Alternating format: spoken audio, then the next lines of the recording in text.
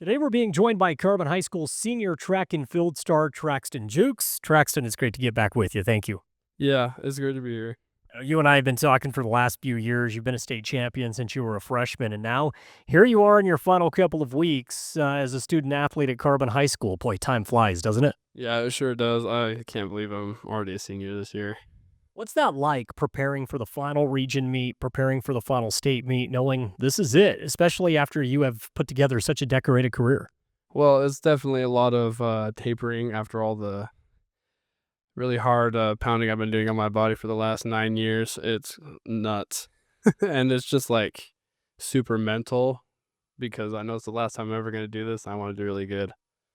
You already have two state championships to your name as far as the high jump is concerned. I know you would love nothing more than to go out with another one, right? So, what is the final preparation like for you, making sure that you are ready to fire at that highest level physically? Um, Definitely practicing all my form stuff with everything because most of the events that I do involve form, and it's just kind of repetition, a lot of repetition, and making sure my legs are really strong.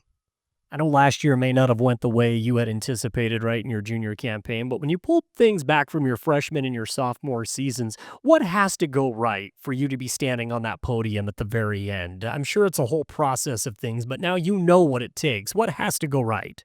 I just really have to clear a lot of heights as fast as I can without any mistakes. It's a lot of make sure I get over it, and if I don't, then I have to make sure I get over the next height. Uh, I don't know. It's just super tedious, and I just have to go in with a really good attitude about it. Let's talk about the makeup of the team. That matters, right? Who you're out there competing with. And I know one of the things that's so great about this team, you guys have a lot of other athletes that will push some of the upper tier athletes that have, the ambitions for a state championship. Who's been instrumental this year for you as far as prepping you? Carter Branch, he is a phenomenal high jumper. If he wasn't here this year, I don't know what I'd do, because he pushes me for sure. He's been jumping 6'1" this year, and he's, I believe, a sophomore or junior. And then we have all of our sprinters. I usually do the sprinting workouts to work on my speed and mobility. And then, let's see, a lot of my teammates definitely help me out, like mentally wise. They're there for me, they're there to support me. I don't know what I'd do without all my teammates. I know you've been extremely supportive of your teammates as well. In fact, talking with Coach Jimmy Jukes, he was saying there's times where you kind of take on a coaching role. You kind of like to be that mentor for some of those younger guys.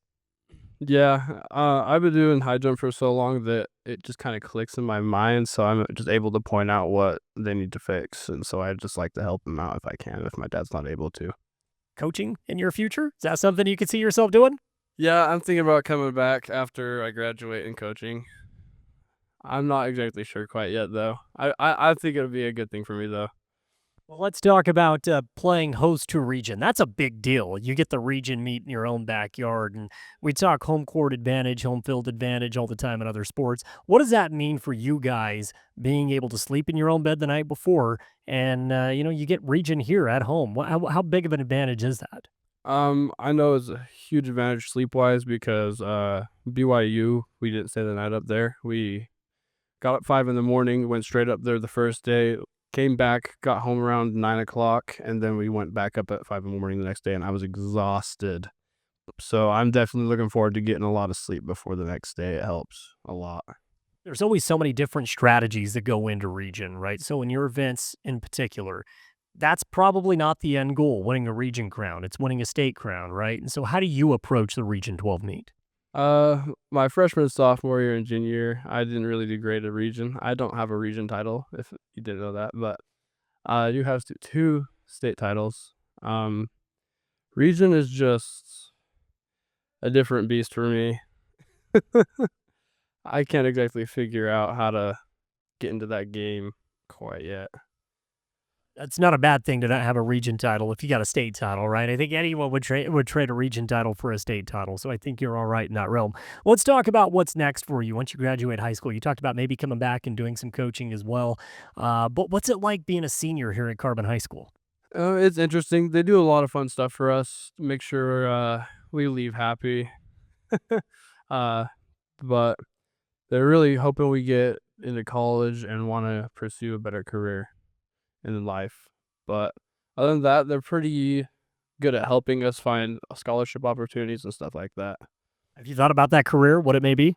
Yeah, I'm thinking like aviation mechanics and or flying cargo planes. Fantastic. Sounds great. Sounds like you got to figure it out. I don't think a lot of kids do at this age, so that's a great thing. Traxton, before I let you go, I want to get your final thoughts. Region State, your final 2 weeks as a student athlete here at Carbon High School. I'm excited. So I'm gonna be working my tail off so I can do as good as I can at Region State. Go get another state championship. We'll be rooting for you. Thank you again for the time. Thank you.